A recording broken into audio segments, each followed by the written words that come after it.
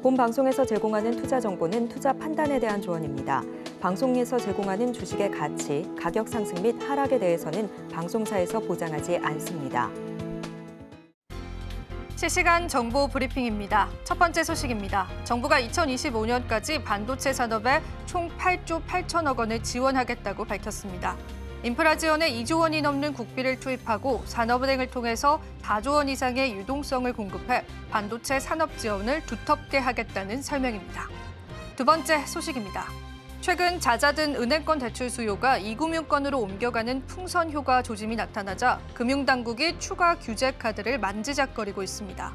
이금융권 전반의 신용대출이나 보험사 주택담보대출 증가세가 지금보다 가팔라질 경우 은행권에 이어서 이금융권의 대출 규제도 강화될 것으로 예상되고 있습니다. 세 번째 소식입니다.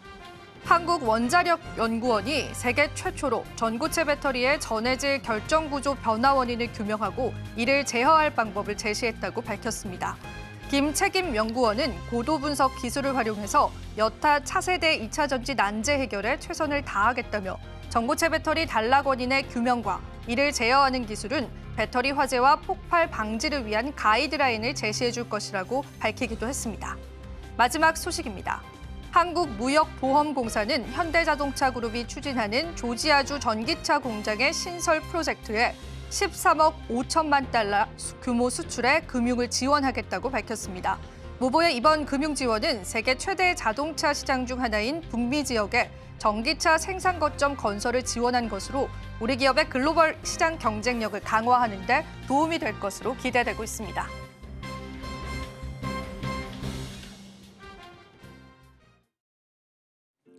시청자 여러분 안녕하세요. 오늘장 내일장 2부에서 오늘도 함께 하겠습니다. 자, 오늘 국내 증시는 ASMR의 실적 발표가 끌어내렸고요. 그러한 하방이 조금 더 열려가는 모습까지도 확인되고 있습니다. 하지만 일각에서는 아직까지도 리스크는 남아있다라고 보는 시선이 많습니다.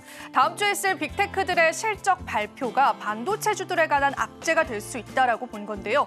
자, 우리 시장은 이제는 호재에 관한 이슈보다는 악재에 관한 리스크들을 챙겨봐야 할 것들이 더 많아졌습니다. 그렇기 때문에 대비를 해야 하는 시장이지 않을까라는 생각이 드는데요. 오늘도 저희가 마감 시장까지 여러분들에게 시장에 관한 다양한 방안들 함께 모색해드리겠습니다. 자, 그렇다면 지금 현재 어떤 종목군들 가장 많이 조회되고 있는지 실시간 조회 종목군들 바로 한번 살펴보시죠. 자, 오늘도 시장에서 5가지 종목을 좀 꼽아봤는데요. 이 5가지 종목들 하나하나 살펴보면서 이 시장에 관한 흐름들 체크를 해보겠습니다. 먼저 첫 번째 기업은요, 두산 에너빌리티가 되겠습니다. 얼마 전에 이 소형 모듈 원전에 관한 이슈들이 부각을 받았습니다. AI 기업들에게 이제 전력 수요가 가장 중요한 키가 될 텐데 그 키를 원전이 풀어낼 수 있다는 것이죠. 자, 그에 관해서 또 두산 에너빌리티가 오늘 시장에서 상승이 나와줬고요. 큰 상승률은 아닙니다만 앞으로 추가적인 상승의 여력들이 열려있다라고 보는 시선이 있는 만큼 여러분들이 대응하실 때 도움 받아보셨으면 좋겠습니다. 두 번째 기업은 셀비온이 될 텐데요. 오늘 코스닥에 처음으로 신규 상장을 했습니다. 코스닥 상장사 중에서 신약을 만드는 개발 업체로는 상장 심사에 통과했던 최초의 기업이다라고 합니다. 자, 올 들어서 이러한 제약바이오주들에 관한 상장도 상당히 많기 때문에 수급들도 몰려가는 그러한 모양새인데요. 오늘 시장에서 셀비온이 32% 넘게 상승했습니다. 다만 장중에는 70% 넘게 상승했었는데 그래도 윗꼬리를 달아가고 있다는 부분들은 전략 잡으실 때 참고해 보시면 좋을 것 같습니다. 세 번째 종목도 바로 한번 살펴볼까요? 동구바이오제약에 관해서도 오늘 시장에서 수급이 들어왔습니다. 앞서도 저희가 언급을 해드렸는데요. 고지혈증 치료제가 비만에 굉장히 효과적으로 쓰일 수 있다는 연구 결과가 발표가 됐죠. 그래서 오늘 관련주들이 좀 일제히 상승했는데 동구바이오제약 같은 경우에도 오늘 시장에서 큰 상승이 나와줬습니다. 하지만 시장이 다소 약화가 되면서 이러한 수급들이 좀 빠져나갔고요. 현재는 윗꼬리를 달아가면서 1%가량의 상승률을 보여주고 있습니다. 네 번째 종목 한빛레이저도 같이 한번 보겠습니다. 이 종목 같은 경우에는 오늘 LG에너지솔루션의 대규모 수주 소식에 공급사로 부각이 되면서 상승이 나와줬던 종목이었는데요. 그래도 오늘 시장에서 2차 전지 관련주들, 자동차 관련주들의 조금의 모멘텀을 찾아보자면 LG엔솔의 포드사와 같은 수주 소식이지 않을까 싶습니다. 앞으로 이러한 모멘텀의 탄력들이 주가에까지 계속 이어질지 저희가 오늘 시장에서 시간이 된다면 한번 풀어드리도록 하겠습니다. 진양제약도 같이 한번 살펴보겠습니다. 앞서 설명드렸었던 동구바이오제약과 함께 엮이면서 상승이 나와줬는데 제약바이오주들로 보자면은 섹터 단에는 이제 치매 치료제 관련주까지도 조금 확산되는 모습까지도 확인이 됐습니다. 진양제약은 또 치매 치료제 관련주로 알려져 있기도 한데요. 오늘 시장에서 5% 넘게 상승률을 나타내주고 있습니다. 전반적인 시장을 보니까요. 시장에 관해서 일부 제약바이오 종목군들의 상승이 좀 두드러지는 시장이다라는 생각이 들기도 합니다. 자, 그렇다면 마감 시장까지 저희가 어떤 전략들을 세워봐야 할지 오늘도 여러분들과 함께 해드리겠습니다. 자, 그렇다면 저희 이제 본격적으로 한번 달려볼까요? 오늘장 내일장 2부도 출발합니다.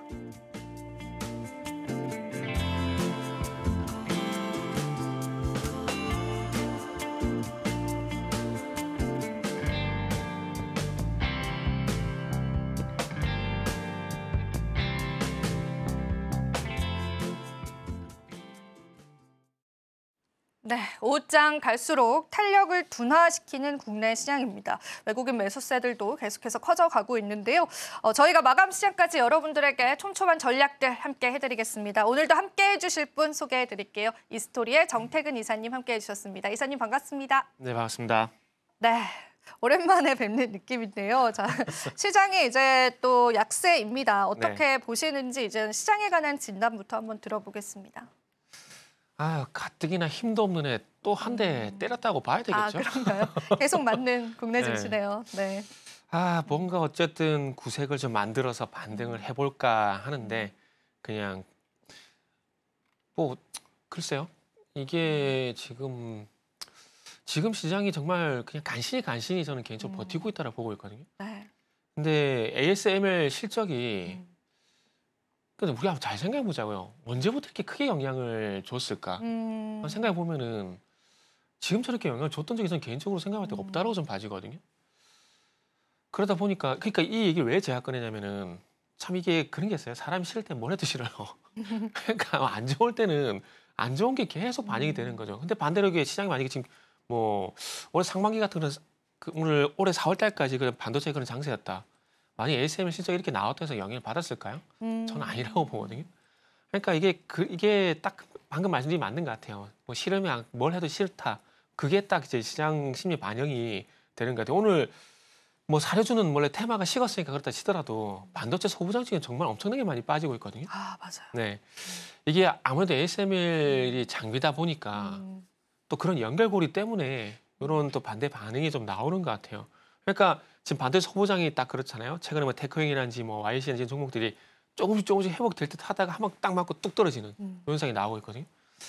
아, 그래서 아직까지는 바닥이 아니구나라는 생각이 들고 그리고 그동안 말씀드렸듯이 반도체 같은 게 제가 그렇게 말씀드렸잖아요. 완전히 회복이 된 게 아니라 시장 영향에 의해서 이런 것들을 좀 회복해 나가는 구간이다. 원초적으로 봤을 때 업종이라든지 종목들이 좋아져서 그런 게 아니다라고 말씀을 드렸던 기억이 있는데 뭐 그걸 다시 한번 확인시켜 주는 것 같아요. 그래서 다시 한번 어쨌든 그래도 포기하기는 이르잖아요. 지금 자리는 어찌 보면은 개인적으로 내가 팔린 바닥. 물론 오늘 많이 빠지고 있긴 하지만은 그럼에도 불구하고 이렇게 팔았을 때 좋은 결과가 있었을까라는 점을 감안해 보게 된다라면은 아닐 가능성이 높습니다. 그렇기 때문에 오늘 시장이 많이 빠지고 있고 제가 드린 말씀이 그게 무슨 얘기냐라고 할 수도 있겠지만은 그럼에도 불구하고 어찌 보면은 지금은 버티는 게 맞다라고 봅니다. 반도체 같은 경우는 이미 6월달, 7월달에 아니 늦어도 8월달에 대응이 됐어야 되거든요. 근데 그때 대응이 되지 않고 지금까지 왔다라면은 지금은 뭐 좀 더 빠지더라도 버티는 게 맞다라고 봐요. 그리고 이 얘기가 별로 뭐 도움은 안 되시겠지만 마이너스 40%가 넘어가게 되면은 한 5%, 10% 빠져도 내 종목 마이너스는 한 2, 3%? 그밖에 안 돼요. 오늘 지금 솔브랜 같은 거 5.6% 빠지는데 네. 내 종목이 만약 40% 넘게 빠져 있잖아요. 오늘 5.6% 빠지는 거지 저게 실적으로 내 걸로 반영하게 되면은 1%도 안 될걸요. 그러니까 위안은 안 되겠지만. 그러니까 탄력, 네. 그러니까 충격이 좀 덜한 거네요. 워낙 네네. 충격을 크게 받은 상황에서 워낙 많이 네. 빠져 있다 보니까 그냥 충격이 덜한 오늘 같은 이런 마이너스도 제가 볼 때 그게 계좌에 큰 타격은 없다라고 근데 봅니다. 너무 슬픕니다. 그렇게 말씀하시니까. 뭐 그렇게라도 위안을 해야 되지 않을까요? 그래야지 안 팔지 않을까요? 그러니까 그냥 지금 많이 빠지고 있는 게 지금 그 마이너스 잡혀 있는 게 너무나 짜증 나는 상황이죠. 좀 더 상황인데. 담아봐도 괜찮은 전략일까요? 빠져 있을 때 이렇게까지? 아, 근데 그 팔지 말라고 말씀드리면서 사라고 말씀도 못 드리겠는 게 제가 조금 전에도 말씀했지만 반도체를 바라볼 때 그러니까 반도체 업황이 또 이렇게 확 뒤집어져 가지고 뭐 V자 반등 나오는 그런 국면이 된다라면은 얘기가 달라지겠지만 지금은 어쨌든 시장에 의해서 빠졌던 부분들이 조금 완화가 되고 있는 구간이거든요. 그러니까 쭉 이렇게 미끄럼 타고 내려가다가 미끄럼도 이렇게 쭉 타고 내려가다 이렇게 바닥에 맞는 구간이 나오잖아요. 그러니까 딱 미끄럼도 이게 가장 하단 구간에 봐야 되거든요. 그러면 중요한 건 이제 앞으로 올라가야 되는데 올라간다는 것 자체를 확실하게 뭐 쭉쭉 올라간다라고 볼 수 있는 국면이 아니기 때문에 네. 여기 추가 매수까지는 말씀드리기 좀 힘들다라는 거죠. 그래서 조금 어찌 보면은 반도체 섹터 같은 경우는 바닥을 다지는데 조금 더 시간이 걸리지 않을까라는 관점에서 보는 게 맞는 것 같고, 근데 그럼에도 불구하고 오늘 반도체가 상당히 많이 빠진 건 사실이거든요. 사실인데 오늘 하나 인더스트리 같은 것도 올라가요. 또 이런 것들은 올라가고, 그리고 또 중요한 건 뭐 BCNC라든지 네오셈이라든지 이런 종목들 같은 경우는 다른 종목들 대비해서 상대적으로 괜찮아요. 오늘 하이닉스가 어쨌든 하락 출발하고 난 다음에 상승 흐름 만들고 있잖아요. 지금 이제 하이닉스가 어쨌든 양봉이거든요. 마이너스 2.2%이긴 하지만. 근데 뭐 관련된 종목들 같은 경우 네오셈 같은 것들도 하락 출발했지만 양봉 만들고 있고, 그리고 최근에 또 오랜만에 또 강세 흐름을 보이고 있는 이스페타시스 또 상승이에요. 1.1%. 그러니까 제가 이걸 왜 말씀드리냐면은 어찌 보면은 이제 전공정이라든지 하이닉스와 연관성이 좀 떨어진다라든지 이런 종목들 같은 경우는 아마 조금 더 애를 먹일 가능성이 상당히 높아요. 그런데 지금 구간에서 그나마 반도체 섹터 내에서 위안이 되는 것들은 엔비디아 있고, 이 엔비디아를 바라보고 있는 하이닉스, 그 하이닉스와 연관성이 있는 방금 말씀드린 이런 종목들만 상대적으로 선방할 가능성이 있기 때문에, 혹시 그러니까 제가 뭐 앵커님 질문하신 거에 추가하면서 어떠냐고 물어봤을 때 추가하면서 하는 것보다는 차라리 그 현금이 있다라면은 반도체에 굳이 들어간다라면은 방금 말씀드린 종목들 쪽으로 들어가는 게 그나마 조금 성공 확률이 높지 않을까? 그렇게 말씀드릴 것 같네요. 아, 네, 그렇습니다. 지금 또 이제 많은 분들이 반도체 관련주에 관해서 손실이 많으실 것 같은데 그 부분에 관한 대응책들을 여쭤보는 게 좀 중요할 것 같아서 오늘 이사님의 이야기를 들어봤고요. ASML에 관한 실적 발표를 조금 뜯어보면은 뭐 매출액 같은 경우에는 컨센의 10%를 하회했지만 신규 주문건에 관해서 컨센이 50%나 하회했다라는 게 시장에 충격을 준 것 같습니다. 그러니까 앞으로의 수주가 그만큼 줄어들 것이다라는 공포감으로 다가오는 것 같은데 일각에서는요, 이사님 이런 의문도 있더라고요. 우리가 이제 또 다음 주에 빅테크들의 실적 발표가 기다리고 네네. 있잖아요. 그것들을 다 확인을 해봐야지만 반도체주에 관한 바닥을 확인할 수 있다라는 그런 이야기들도 있는데 그 이야기는 동의하실까요, 이사님? 사실 반도체는 지금 하이닉스 중심으로 해서, 그러니까 하이닉스 플러스 하이닉스 아이들 요쪽 같은 경우는 아이들, 네. 아이들요. 네오셈 PC 이런 것들 아이들. 정태근과 아이들. 네. 그는 아예 제가 앵커님과 아이들 아닌가요? 네, 아닙니다. 네. 일주일에 이제 열분이 나오시잖아요. 그러니까 앵커님과 아이들 이게 맞는 거 같아요. 그렇죠. 네. 하여튼 쓸데없는 네, 얘기였습니다. 아무튼 그래서 네. 그래서 지금은 어쨌든 하이닉스를 보게 된다라면 어쨌든 오늘만 볼 게 아니라 최근 9월 중순 이후부터 보게 되면은 어쨌든 우상향이에요. 우상향이고 중간에 마이크론 실적이 잘 났다 그래가지고 또 주가 급등했었다가 또 오늘 같은 경우는 ASML 이슈가 나오니까 또 한번 조정을 받았다가, 그러니까 상승형과 하락이 계속 반복되면서 어쨌든 우상향을 하고 있는 상황이거든요. 그래서 그런 관점에서 보게 된다라면은 물론 빅테크 실적 중요하죠. 근데 중요한데 이런 것들이 추세를 바꿀까라고 봤을 때는 아닐 가능성이 높다라는 거죠. 단발성으로 이렇게 마이크론 실적 발표됐을 때, ASML 실적 발표될 때 이런 단기적인 이슈가 되겠지만 당일당 이슈가 되겠지만은 만약에 상승 추세다, 하락 추세다 이렇게 봤을 때 이렇게 바라보게 된다라면은 그런 관점에서는 뭐 추세를 바꾸지는 않을 거라 봐요. 그리고 아마 지금 ASML 같은 경우는 그 말 그대로 장비잖아요. 장비인데 신규 투자를 해 나가야 되거든요. 신규 투자를 해 나가야 되는데 현재 삼성전자가 그렇게 좋지, 뭐 고객사인 삼성전자가 그렇게 좋지 않은 흐름들이고, 그리고 중국 쪽 같은 경우도 이제는 이제 수출액이 제재 이런 걸로 막힐 가능성이 높기 때문에 부정적으로 나올 수밖에 없어요. 그러나 반대로 TSMC 같은 경우는 이미 엔비디아 젠슨 왕이 우려감을 저는 다 씻겨줬다라고 봐요. 무슨 얘기냐면은 블랙엘 수율이 정말 짱짱하다는 얘기를 했잖아요. 그 얘기는 즉슨 패키징하는 기업인 TSMC가 호재가 될 수밖에 없고, 거기에 또 이제 HBM 3E를 납품하는 하이스 같은 경우는 좋을 수밖에 없거든요. 그렇기 때문에 앞으로 나올 만한 빅테크 실적들 같은 경우는 제가 봤을 때는 나쁘지 않을 것 같다, 괜찮을 것 같다, 뭐 이렇게 말씀드릴 수 있을 것 같아요. 실적 발표에 관해서도 우리가 다양한 의견들이 있는데요. 그러한 컨센들을 상회할지 하회할지 그게 시장에 어떤 충격으로 다가올지는 계속 지켜봐야 될 부분인 것 같습니다. 오늘장 내일장을 통해서 그런 수치적인 부분도 항상 점검해드리고 있기 때문에 여러분들이 저희와 함께 팔로우 해보시면 될 것 같고요. 그러면 이사님께서는 오늘 시장에서 그래도 조금 눈에 띄는 그러한 섹터군들이 있으셨을까요? 추가적으로? 일단은 최근에 계속 뭐 좋은 흐름 나오는 것들은 계속 관심을 가져야 될 것 같아요. 그 섹터에서 계속 순환매가 돌고 있거든요. 그러니까 오늘 같은 경우 이제 방산도 그렇고 바이오도 그렇고 그리고 반도체 그리고 2차 전지 요 네 개 섹터는 계속 볼 수밖에 없을 것 같아요. 물론 오늘 반도체가 조정을 받는 건 사실입니다. 사실이지만 좀 전에 말씀드렸듯이 하이닉스와 아이들은 그래도 괜찮은 부분들이 있거든요. 그러니까 반도체 섹터 내에서 어찌 보면 대안이 된다라는 거죠. 그리고 요즘에 정말 겁없이 올라가는 또 방산 방산 쪽 한번 이야기를 풀어볼까요? 방산 같은 경우는 하나로스페이스가 또 계속 우상향하고 있잖아요. 신고가도 나오고 네네. 있습니다. 방산주는. 또 미국 쪽도 뭐 수주 가능성 이런 얘기들이 나오고 있는 상황들인데 지금 국제 정세가 계속해서 방산이 갈 수밖에 없는 분위기를 만드는 것 같아요. 무슨 얘기냐면은 이스라엘 계속 시끄럽잖아요. 맞아요. 계속 시끄럽게 해요. 언제 이스라엘 또 공격하느냐, 보복을 하냐 그런 얘기들이 나오고 있는데 그러니까 이런 것들 자체가 어찌 보면은 국제 정세를 봤을 때 불안감을 고조시키다 보니까 방위비 증액에 대한 부분을 들 수가 있고 그리고 또 이제 트럼프가 또 그 얘기했죠. 한국에 또 방위비에 대해서 또 노이즈가 될 만한 얘기 또 했죠. 그러니까 이런 국제 정세가 지금 현재 우리나라 방산에서 관심을 갈 수밖에 없는 상황을 만드는 것 같아요. 그리고 지금 현재 좀 지나가 버렸네. 지금 FA50이 나오고 있는데 좀 전에 그 K2 전차 나왔잖아요. 네네네. 와. 요게 이제 와. 벙커버스터 그런 오. 테스트를 하는 건데 경공격기. 아, 그러니까 지금 한국 항공우주는 상대적으로 주가가 괜찮지가 않아요. 맞아요. 그죠? 네. 그래서 방산주를 볼 때 그래서 어떻게 보셔야 되면은 방어용 무기가 주력이냐, 공격형 무기가 주력이냐 이런 부분을 봐야 돼요. 지금 화면에도 지금 조금 전에 KF21이 나갔는데 이제 이런 것들은 공격형 무기거든요. 무기 때문에 지금 폴란드도 그렇고 그다음에 쿠웨이트라든지 이런 나라들이 공격 무기를 구매를 할까요?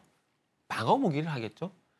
왜냐하면은 뭐 우크라이나 한번 예를 들어보게 된다라면은 만약에 러시아가 우크라이나를 원하는 지역을 점령을 마무리를 하게 된다라면은 그 불안감이 우크라이나 끝이 나지 않을 거라는 겁니다. 그러면 다시 그래 있으면 안 되겠지만 또 러시아 침공에 대비를 해야 되거든요. 그러니까 폴란드가 하나스페이스에서 K9 이런 것들을 구매한 이유가 거기 있는 것들이고 최근에 이라크도 마찬가지로 천궁2 지대공 방어용 무기를 구매했잖아요. 그러니까 이런 것들이 이제 침공에 대한 불안감들이 계속 고조가 되고다 보니까 중동도 그렇고 폴란드도 그렇고 수요가 있을 수밖에 없는 상황이라고 보시면 될 것 같아요. 그리고 이번 주에 또 나토 국방장관 회의 이런 거 예정이 돼 있잖아요. 맞아요. 그리고 아르메니아 요 나라가 원래 친러였는데 어떤 이유인지 모르겠지만 제가 또 친미로 바뀌었다 그래요. 그래가지고 이제 K2 구매에 관심 있다는 얘기. 그리고 다음 달에 K2 같은 경우 또 820대 자녀 수출 물량 계약 마무리하겠다. 뭐 이런 것들이 계속 얘기가 나오다 보니까 뭐 방산주 같은 경우는 흐름이 좀 괜찮은 것 같아요. 그리고는 뭐 풍산 같은 종목도 일단 최근에 한 며칠, 2, 3일 정도 조정을 보이다가 이제 돌아서 주려고 하고 있거든요. 풍산은 어쨌든 뭐 방어용 무기 수출을 많이 이루어지게 되면은 웃을 수밖에 없는 기업이라 봐야 될 것 같아요. 뭐 우스갯소리를 하자면 저희가 뭐 폴란드가 K9을 자가용으로 사는 건 아니잖아요. 무기를 사는 거잖아요. 그러면 이 무기에 들어가는 155mm 포탄 이런 것들 충분히 추가 구매. 그러니까 신규 구매로 끝이 나는 게 아니라 재구매가 계속 일어날 수가 있겠죠. 그리고 K2 같은 경우도 그래서 그 K9 같은 경우는 대당 한 120발에 155mm 포탄이 가거든요. 그리고 만약에 820대 자녀 수출량이 완료가 되게 된다라면은 또 K2 같은 경우는 이제 활강탄 75mm 활강탄인가요? 거기가 같이 따라가는데 K2 한 대당 또 50발이 들어가야 돼요. 그러면 풍산 같은 경우는 웃을 수밖에 없죠. K9 많이 팔아라, K2 많이 팔아라, 하나에어스페이스계라, 현대로템이계라 이런 기분이 될 수밖에 없거든요. 그렇기 때문에 풍산 같은 게 계속 관심을 가져야 될 것 같고 그리고 이제 LG 넥슨 같은 경우도 천궁2 방어용 지도공 방어용 무기죠. 요 같은 경우도 최근에 뭐 미국 쪽으로 비공 수출 가능성 이게 나오고 있잖아요. 그래서 그런 것들 보게 되면은 결국 방위 분담 이슈가 어제 시작됐느냐 미국에 시작이 됐고 그러다 보니까 미국 쪽 방산 관심을 가질 수밖에 없고 지금 중동이라든지 우크라이나 봤을 때 국제 정세에서 또 방산이 부각이 될 수밖에 없는 그런 상황들이기 때문에 뭐 방산주 계속 상승을 하고 있고 그러다 보니까 LG 넥슨 같은 경우는 너무 높아요. 맞아요. 너무 그게 높은데. 부담스럽더라고요. 네, 너무 높은데 네. 가는 건 어떡하겠습니까? 더 갑니다. 네. 지금은 상승 탄력에 의해서 그리고 국제 정세가 갈 수밖에 없는 분위기를 만들고 있다 봐야 되겠죠. 그리고 바이오 쪽 보게 되면 알테오젠 같은 것들 상승 탄력에 의해서 그냥 계속 그냥 갔었죠. 네. 가는 거라 보시면 될 것 같아요. 아, 그렇습니다. 네. 저희가 또 방산주에 관해서는 중기적인 전략들도 좋다라고 잡아주셨습니다. 자, 그럼 저희가 지금 현재 실시간 거래대금 상위 종목 보시면서 시장의 종목군들 하나하나 좀 체크해 보겠습니다. 화면으로 바로 한번 만나보시겠습니다. 네, 오늘의 거래대금 상위 종목입니다. 첫 번째 종목은 비올이 랭킹되어 있습니다. 비올 같은 경우에는 화장품 관련주로 알려져 있습니다. 얼마 전에 증권사에서 하반기 실적에 관한 기대감들을 계속해서 주목해보자라는 의견을 내기도 했습니다. 비올의 성장 같은 경우에는 계속돼서 지속적으로 성장할 수 있을 것이다라는 가능성 제기가 됐고요. 오늘 시장에서 화장품주들은 약세이지만 비올은 그래도 8% 넘는 상승률 보여주면서 좋은 흐름들 이어져가고 있습니다. 우리 기술은 이제 비트코인 관련주로 알려져 있습니다. 그렇기 때문에 비트코인 상승 테마에 따라서 움직였었는데요. 역시나 시장에서 상승 탄력, 그 동력들 이뤄갔습니다. 윗꼬리가 달려있는 상황이고요. 단기 테마일 수 있다라는 그런 분석들이 지배적입니다. 여러분들 우리 기술에 관한 대응들 잘 챙겨보셨으면 좋겠습니다. 나노엔텍도 보겠습니다. 나노엔텍 같은 경우에는 축산 자동화 장비 전문 기업인데요. 이 축산 자동화 장비 기업들이 주목을 받는 이유는 역시나 이런 식량 수요에 관한 그러한 수요 때문에 앞으로 이제 축산업계 비용 부담도 증가할 것이다라는 우려감들이 좀 제기가 됐습니다. 그에 따라서 관련주로 엮이면서 상승이 나와주는 것 같고요. 사실 장 초반 탄력이 훨씬 좋았습니다. 지금은 대략 2%가량 상승하고 있는 시점입니다. 셀리드도 보겠습니다. 셀리드 같은 경우에는 저희가 앞서서도 잠시 언급을 해드렸는데 일단은 서울시 연구비 지원 코로나 백신 상용화가 탄력을 받았고요. 일각에서는 코로나 재유행에 관한 이슈가 조금씩 다시 부각을 받고 있거든요. 그런데 이게 좀 큰 테마로 형성되기에는 여전히 또 부족해 보인다라는 그러한 시선들도 있습니다. 같이 참고를 해보시고요. 마지막 종목은 마니커 FNG입니다. 저희가 종목 서치를 할 때까지만 해도 상승 탄력 나타내주고 있었는데 역시나 이런 이슈들 다시 한번 소멸되면서 우리 시장에서 이제 조류 관련주들, 닭 관련주들이 하락이 일제히 나와주고 있습니다. 지금도 0.33%의 하락세로 돌아섰거든요. 단기 테마에 관한 대응도 여러분들 잘 해보셨으면 좋겠고요. 저희 프로그램에서도 관련한 대응법도 언급을 해드렸습니다. 참고를 해보시면 좋을 것 같습니다. 자, 오늘 거래대금 상위 종목군들 쭉 살펴봤습니다. 이사님께서는 이 중에서 특별히 조금 언급을 하고 싶은 그런 종목군들 있으셨을까요? 우리 딱히 없나요? 네, 이게 다 테마다 보니까. 그렇죠. 테마들이 조금 많죠. 근데 네. 여기 보다가 제가 조금 이제 내가 잘못 봤나 싶은 게 우리 기술 이거 원전으로 봤는데 여기는 비트코인에 돼 있길래. 네, 같은 여러 가지 이슈로 또 엮이기도 하더라고요. 네. 그래서 사실 그렇게 관심 종목이 없어서 정말 죄송한데 일단 마니까 FNG 좀 말씀드리고 싶은데. 네, 그거 그러면 짧게 좀 대응 방법을 좀 이야기를 들어볼까요? 요거는 대응할 게 없어요. 할 게 없다, 사실. 그냥. 왜냐하면은 오늘 지금 보자. 14% 떴다가 지금 마이너스 전환된 상황이거든요. 마이너스 전환이 된 상황이고 그리고 이제 정말 조류 AI라는 단어도 정말 오랜만에 보는 것 같은데 이게 잘 아시잖아요. 계절성 동물 독감, 동물 질병, 동물 바이러스 이렇게 해야 돼요. 계절성 동물 바이러스 이런 것들인데 이게 해마다 발생이 되다 보니까 계속 반영이 되잖아요. 그러니까 이게 만약에 새롭게 막 딱 부각이 됐다면 한 며칠 정도 볼 수 있겠지만 그런 건 아니잖아요. 정말 오랜만에 조류 AI라는 단어가 저도 보지만은 그럼에도 불구하고 코로나 이제 보게 되면은 2015년, 2010년 겨울이 될 때마다 막 조류 AI라든지 그리고 이제 또 뭐 있죠? 갑자기 생각이 안 나요. 하여튼 동물성 바이러스는 이슈가 되게 많았잖아요. 그럴 때마다 동물 백신 관련주 상승이 나왔었는데 그런 거에 어떤 반응이라 봐야 될까? 그리고 이제 마니카 FNG 같은 경우는 조류 AI뿐만 아니라 오늘 또 일본에서 고농축 오염수를 방수했다라는 방류, 이슈들이 같이 좀 나왔어요. 네.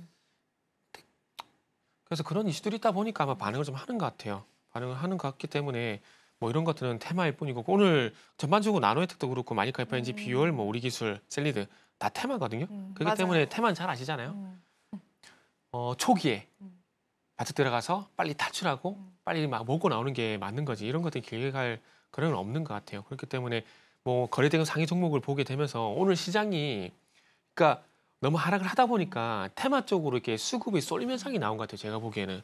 그래서 이런 것들은 전 당일날 그리고 아니면 짧게 하는 것들이기 때문에 너무 큰 관심 가지지 마시고 말 그대로 그냥 특징주, 테마주 맞아요. 이렇게 보시는 게 맞는 것 같아요. 네, 사실 거래대금 상위 종목군들을 이제 뽑을 때도 고심을 하는데요. 근데 여전히 이제 거래대금 상위는 그날 테마주에 좀 몰리기는 하더라고요. 그래서 여러분들이 대응을 잘하시는 관점에서 보시면 좋을 것 같고 지금까지 쭉 증시의 흐름을 보다 보면은 사실 이런 테마가 단기성으로 펼쳐지는 경우가 너무나 많습니다. 그래서 대응을 좀 잘 해보셔야 되는 시점이지 않을까 싶고요. 지금 LNF 관련한 이제 속보가 하나 떴는데요. 일단 중장기 사업 전망을 공개하면서 2027년도까지 올해 대비해서 160%의 성장을 목표로 하겠다라는 네. 그런 포부를 발표하기도 했습니다. 약간 수급이 들어오고 있기는 하거든요. LNF를 필두로 해서 2차 전지까지 조금 살짝 한번 봐볼까요, 이사님? 아까 전에 그 조개보건 섹터 같은 경우에 바이오, 반도체, 2차 전지, 방산 이렇게 말씀드렸었는데 2차 전지 같은 경우에도 일단은 아마 지지난주인가 아마 말씀드렸던 것 같은데 나쁘지 않다는 관점에서 네. 봐야 된다고 말씀드렸거든요. 그리고 9월 마지막 줄 좀 기점으로 해가지고 바이오에서 2차 전지하고 반도체 쪽으로 조금 이제 분위기가 조금 좋게 형성이 좀 되는 것 같아요. 근데 제가 이걸 왜 말씀드리냐면은 그러니까 이런 뉴스도 업종에 대한 분위기가 상당히 좀 중요하다라고 봐요. 만약에 LNF가 작년 상반기 같으니까 작년 상반기 같은 경우는 방송 가면 맨날 2차 전지만 얘기했거든요. 특히 비차 증시 에코프로 그룹주 맞아요. 요 얘기만 했었거든요. 맞아요. 만약에 이 뉴스가 그때 시점에 나왔으면 아마 LNF가 제가 봤을 때 오늘 2.5%가 아니라 한 10% 이상 급등이 나왔을까 생각이 들거든요. 그런데 참 이런 뉴스도 시기가 중요한 게 지금 2차 전지가 좋다라기보다는 나쁘지 않다는 관점에서 조금 이제 바닥을 잡아가는 상황이라 보게 된다라면은 이런 뉴스가 그렇게 크게 반응은 못하는 것 같아요.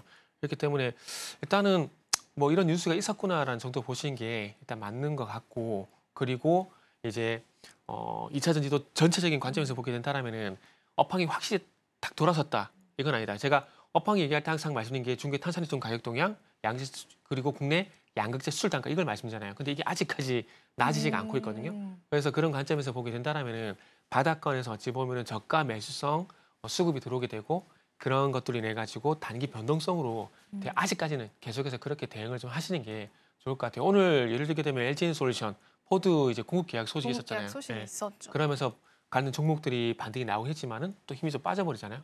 그렇기 때문에 아직까지는 어찌 보면은 작년 상반기 같이 좀 느긋하게 좀 길게 가져갈 만한 그런 구간들은 아니고 바닥권에서 이제 나오는 그런 변동성 그런 측면으로 대응을 일단 하시는 게 좋을 것 같아요.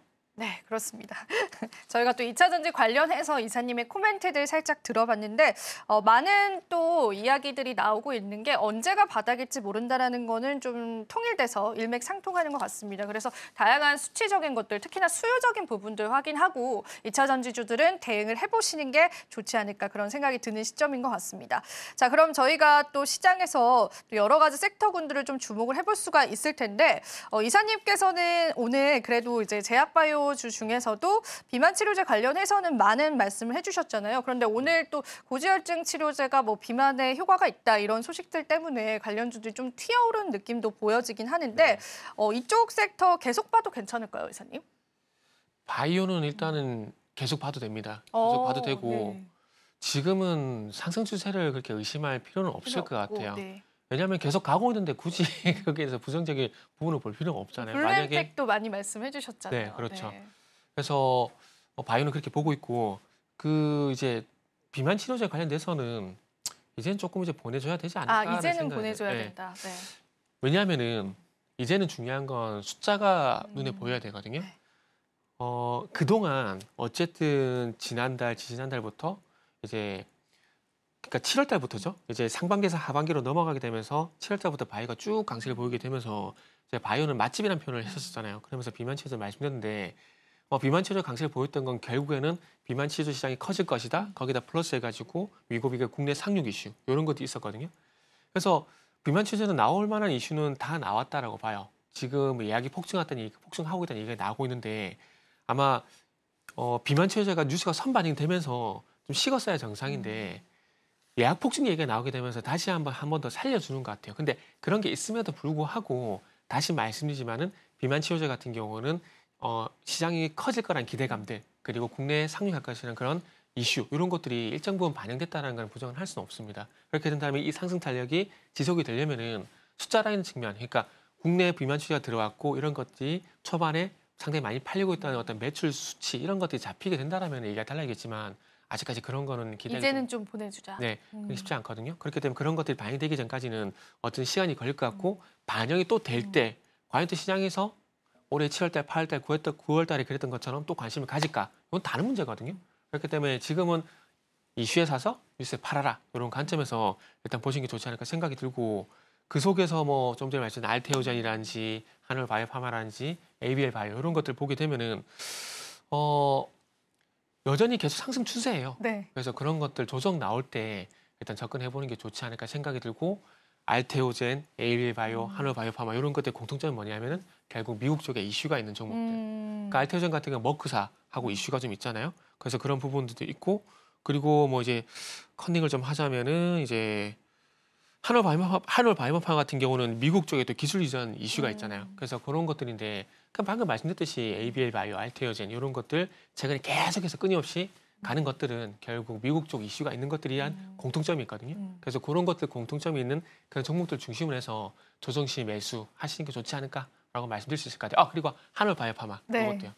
지금 얘기하셨습니다. 네. 하시나요? 네, 그렇습니다. 저희가 이제 사실은 이 위고비가 이제 국내 상륙하고 나서 정말 서버가 다운됐다라고 해요. 이사님은 뭐 비만 치료제 필요 없으시겠지만 네. 저는 한번 봤는데 굉장히 이제 들어가기도 힘들더라고요. 그래서 이제 그 이슈들이 주가에 얼마나 탄력을 줄 수 있을까를 봤는데 모멘텀을 소화 중이다라는 의견을 주셨습니다. 그래서 비만 치료제를 조금 보내주고 우리가 신약에 관련해서 또 미국과의 기술 이전에 관한 협약들을 하고 있는 기업들, 특히나 한올바이오파마 같은 기업들을 조금 더 주목을 해보면 좋다라는 말씀까지 들어봤습니다. 그리고 CDMO 관련돼 가지고 네, 그쪽도 같이 저거 여전히 이제 볼까요? 프레스티지 바이오파마 최근에 그 바이오로직스가 상당히 좀 강세거든요.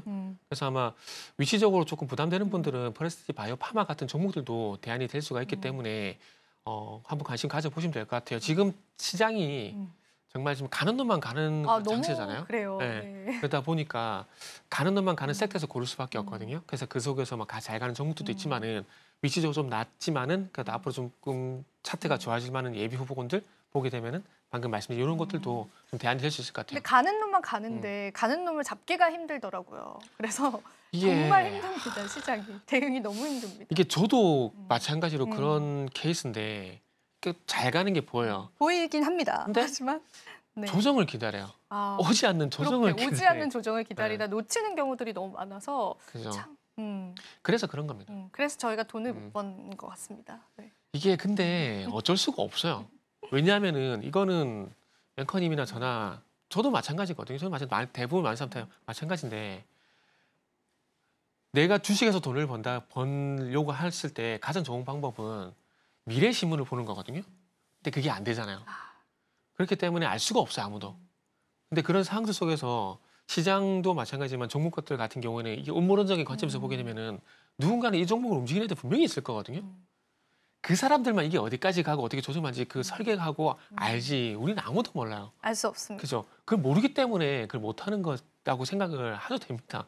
네. 앞으로 저희가 미래 신문을 한번 준비해 보도록 노력을 한번 해보도록 할게요. 자, 그럼 저희가 이제 오늘 시장에서 이제 종가가 10분도 남지 않은 시점에서요. 종가 베팅 종목으로 어떤 종목군들을 꼽아 오셨는지 이사님의 종가 베팅 오늘 한번 야심차게 좀 들어보겠습니다. 되게 많이 고민을 했거든요. 고민 많이 되시죠. 금융주, 생각해도 금융주도 분위기 괜찮아요. 맞아요, 괜찮았었어요. 금융주에서 내에서 KB금융하고 우리금융도 괜찮게 보고 있고 방산 같은 경우도 풍산도 오늘 자리 갖고 되게 많이 고민했는데 오늘 같은 날 차라리 반도체를 말씀드리는 게 좀 더 힘이 되지 않을까 생각이 들어서 SK 하이닉스를 좀 준비를 했거든요. 하이닉스요? 네네. 네. 이런 것들은 언제 사지? 이런 고민이 되게 많이 되고 지나고 나서 살 걸 이렇게 후회가 되는 종목들이거든요. 그래서 오늘 이후에 개인적으로는 18만 원 이하로 한번 내려가게 되면은 한번 매수를 하셔가지고 조금 길게 보시면 좋지 않을까. 우리가 뭐 단타만 칠 수는 없잖아요. 네. 이렇게 본다라면 이런 종목 괜찮을 것 같은데 삼성전자가요. 파운드리는 뭐 얘기할 것도 없겠죠. 얘기할 것도 없고 HBM이 하이닉스에 뒤진 것도 잘 알고 계실 거고. 근데 차세대 디램 쪽 같은 경우도 좋지 않아요. 하이닉스 대비해서 상당히 조금 경쟁력에서 밀리는 게 아닌가라는 그런 걱정이 되는데 하이닉스가 그 세계 최초로 10나노급 6세대 디램 일시 디램을 개발을 완료를 했어요. 완료를 했는데 이게 10나노에서 그 선단 공정이라고 보시면 가장 최신 그러니까 1A, 1B, 1C 이렇게 뒤로 갈수록 차세대 디램이라고 보시면 되는데 1B 디램 지금 현재 HBM3 같은 경우는 1A 디램이 들어가요. 그런데 내년에 양산 예정인 HBM4라든지 4E 같은 경우는 1C 디램을 적층시켜서 만들 거거든요. 그래서 내년에 1C 디램도 양산을 하게 되고 HBM도 같이 양산하게 되는데 여기서 가장 중요한 건 뭐냐면 수율이거든요. 근데 지금 하이닉스가 의외로 방금 말씀드린 6세대 디램, 1C 디램이 수율이 잘 나온다고요. 네. 수율이 잘 나가지고 지금 내년에 HBM4E까지도 하이닉스가 점령할 가능성이 상당히 높다는 얘기 나와요. 근데 그 반대로 디램 지금 소위 말하는 차세 디램도 어쨌든 범용 디램이잖아요. 네. 수율이 지금 1B 같은 경우는 50%, 1C 같은 경우 10%도 안 된다는 얘기가 있어요. 이런 상황이면은 상당히 선단 공정이 쉽지 않다라고 봐요. 지금 뭐 HBM3 건너뛰고 HBM4E 얘기 나오는데 결국 지금 차세대 디램에서 수율이 안 나오게 되면은 이거 삼성전자 쉽지 않다라고 봐요. 그렇기 때문에 이번에 전영근 부회장이 사과문을 올린 것처럼 지금은 중요한 건 파운드도 중요하겠지만 원래 잘하던 1등 프리미엄 디램 여기서 수요를 잡는 게 제가 가장 포인트라고 생각이 들어요. 그러다 보니까 지금 1A 디램 같은 경우도 다 뒤집어서 다시 새로 시작할까? 그런 얘기들이 나오고 있는 상황이거든요.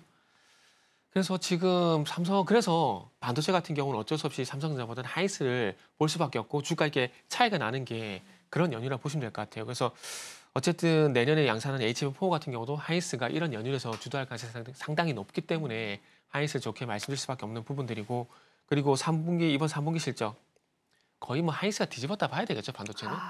그렇죠. 6.7조 정도 예상이 되는데 어느 곳은 또 7조까지 예상을 하고 있더라고요. 그런데 삼성전자는 지금 좋게 쳐져서 5조? 지금 4조도 이게 나오고 있거든요. 뒤집어졌어요.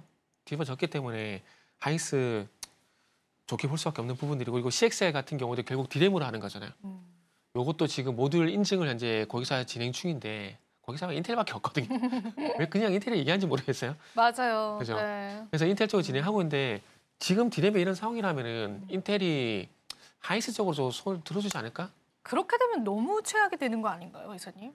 근데 지금 수율 잡는 게 쉽지가 않을 거예요. 이게 왜 안 쉽냐면은 이 챔버라는 진공 공간이 있거든요. 네. 웨이퍼가 들어가서 네. 반도체 제조되는 이 공간이 있는데 여기가 진공 공간이고 눈으로 못 봐요. 그 눈으로 못 보기 때문에 이걸 소위 말하는 좀 속된 표현을 하면 노가다식으로 뭐 시가격을 뭐 5mm 넣었다가 10mm 넣었다가 계속 맞춰가지고 이 소위 말하는 로직을 맞춰놓은 거거든요. 네. 근데 이게 지금 일시적으로 깨진 거예요. 그러면 이게 선단 공정 갈수록 이 로직을 맞추는 게 쉬울까요? 어려울까요? 어려울 수밖에 없거든요. 네. 그러니까 지금 HBM 같은 경우에 하이닉스하고 삼성의 기술 차가 뭐 18개월 정도 벌어졌다는 얘기를 하고 있잖아요. IT 쪽에서 18개월은 정말 긴 시간이거든요. 그래서 삼성전자 같은 경우는 어찌 보면 일시 뭐 차세 디램 쪽으로 가야 되지만 지금 하고 있는 1A 디램 쪽으로도 수율을 맞춰야 되는 그런 숙제가 있고 그리고 이 수율을 맞추는 게 쉽지가 않기 때문에 아마 내년 좋게 봐도 내년이에요. 좋게 봐도 내년이고 안 좋게 보면 그 후도 될 수가 있다고 봐지는데 그만큼 수율 맞추는데 시간이 걸릴 수밖에 없기 때문에 삼성전자에 대해서는 조금 그래도 부정적으로 말씀을 그래서 드릴 수밖에 없을 것 같아요. 네, 그렇습니다. 저희가 사실은 뭐 간 놈이 간다 이런 말씀 해주셨는데 그런 맥락이 아니라 사업 구조를 좀 뜯어보면은 여전히 악재들이 좀 남아있다라고 보여지는 그쵸. 구간이네요. 그러니까 이게 삼성전자 물론 가격 메리트가 있어요. PBR 뭐 1배 이하는 얘기도 많이 하고 있는데 결국 중요한 건 많이 빠졌다 이제 덜 빠진다가 아니라 가야 된다는 봐야 되잖아요. 그러면 외국인 투자자 입장하고 기관 투자 입장에서 봤을 때 하이닉스와 삼성전자를 바라봤을 때 방금 제가 말씀드린 내용보다 더 자세하고 더 많은 양의 어떤 정보들을 있겠죠. 그 사람들은 더 잘 네. 알고 있겠죠.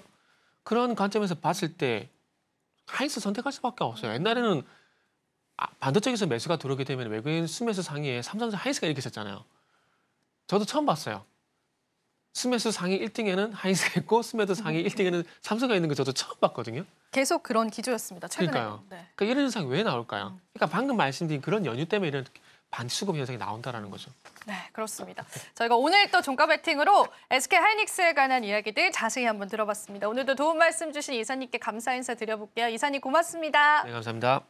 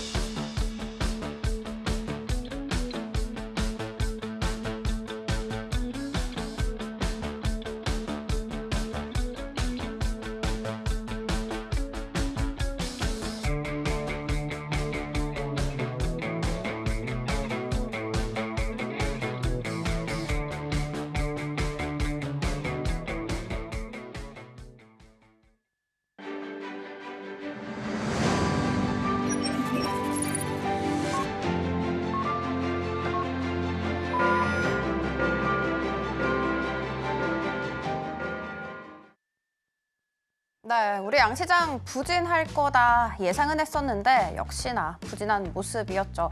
특히 요즘 주도주가 부재한 상황이다 보니까 계속해서 단기 테마들이 기승을 부리고 있는 것 같습니다.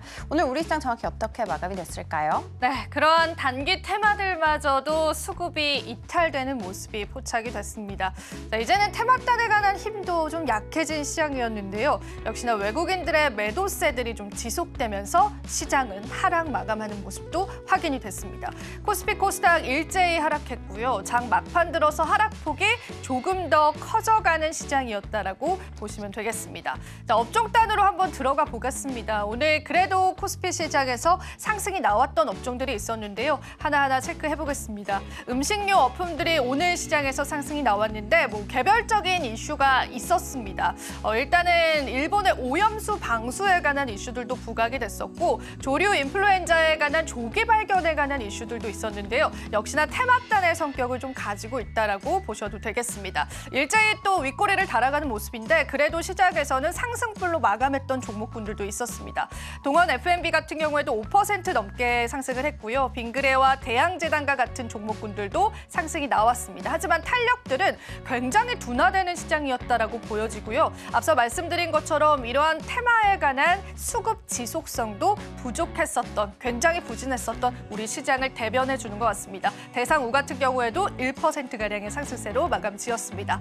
다음 업종도 바로 살펴보겠습니다. 그래도 시장에서 의약품 관련주들, 제약바이오 관련주들이 탄력을 나타냈는데요. 일단 개별적인 이슈들도 있었고요. 또 비만 치료제에 관한 큰 섹터군들에 맞물려서 상승이 나와주기도 했습니다. 명문제약과 대원제약 같은 경우에는 고지혈증 치료제가 비만과 당뇨에 효과가 있다라는 소식들이 전해졌습니다. 그에 따라서 제2의 위고비가 될 수 있다라는 가능성도 좀 부각이 됐는데요. 10%, 6.43% 상승했습니다. 역시나 안타까운 부분들은 장중 고점 대비해서는 윗꼬리가 달렸다라는 부분인 것 같습니다. 이러한 부분 때문에 제약바이오주에 관한 탄력들도 장 마감까지 이어지지는 못했다라고 보여지고요. 삼성제약과 유나이트제약은 그래도 시장에서 상승 마감했습니다. 특히나 진원생명과학은 개별적인 이슈가 있었습니다. 미국에 있는 기업과 플랫폼 계약을 체결했다라는 소식이 좀 전해졌거든요. 그런 부분들 때문에 그래도 주가의 탄력을 가져갔습니다. 5% 넘는 상승률로 마감 지었습니다. 시장에 하락 종목 많았습니다. 오늘 하락 업종들도 바로 살펴보면서 시장 흐름들 같이 체크해 보겠습니다. 코스피 지수의 하락 업종 바로 한번 살펴보겠습니다.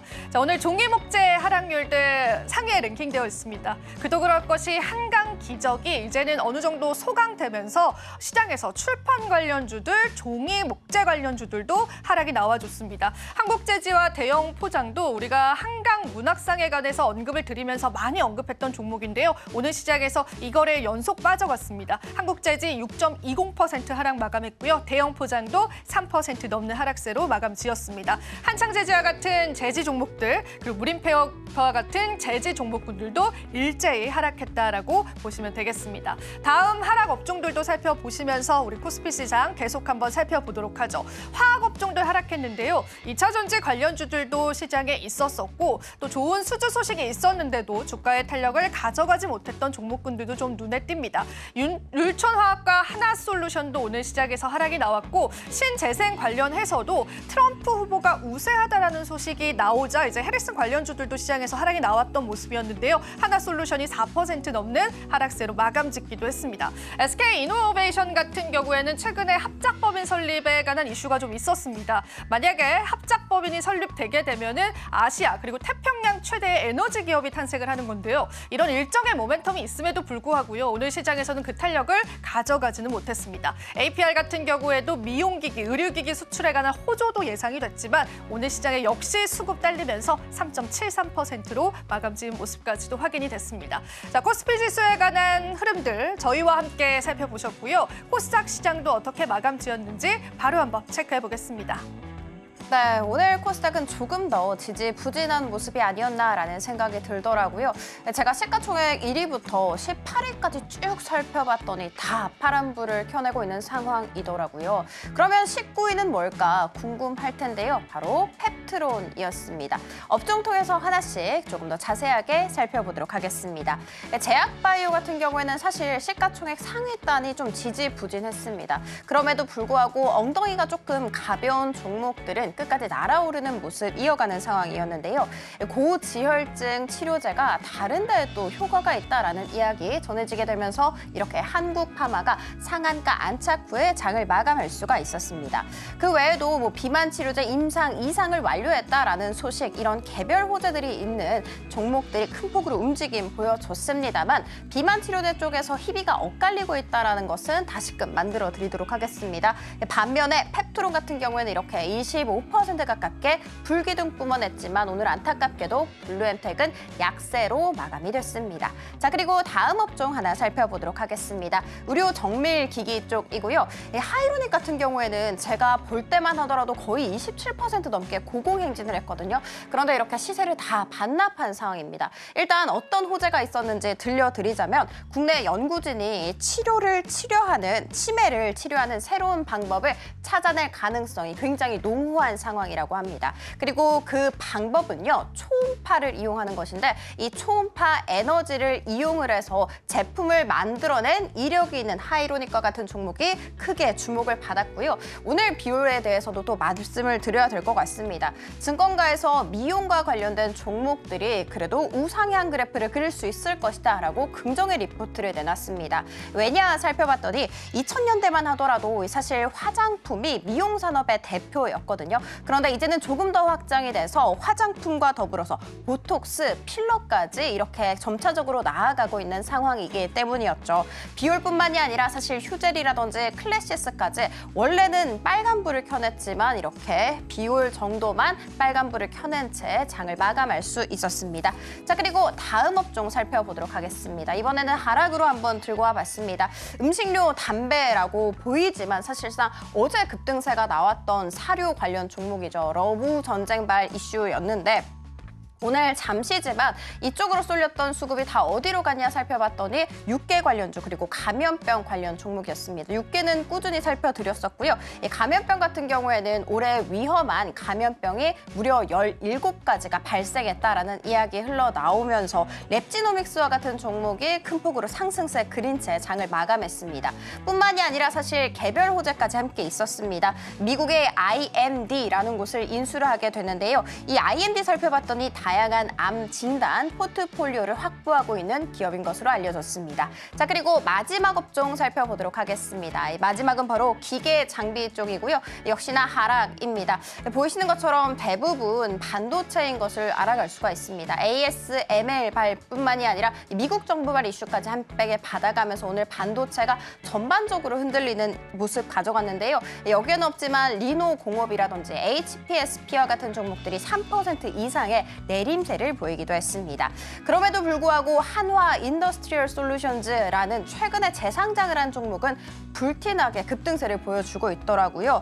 요즘 시세가 굉장히 강합니다. TC 본더 업체이죠. 사실 기술력으로만 본다면 한미반도체가 조금 더 우수하다고 합니다. 그럼에도 불구하고 한미반도체는 그동안 좀 많이 오르지 않았냐라는 인식이 있기 때문에 조금 더 새로운 한화인더에 손이 갈 수밖에 없는 것이죠.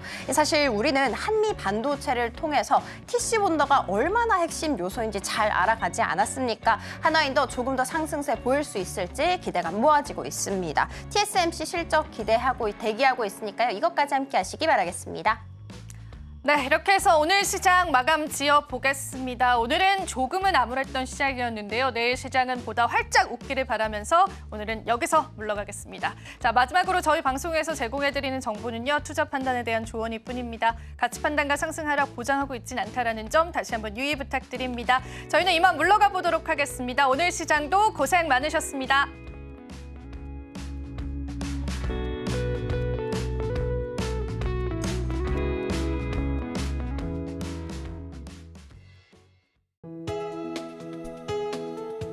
본 방송에서 제공하는 투자 정보는 투자 판단에 대한 조언입니다. 방송에서 제공하는 주식의 가치, 가격 상승 및 하락에 대해서는 방송사에서 보장하지 않습니다.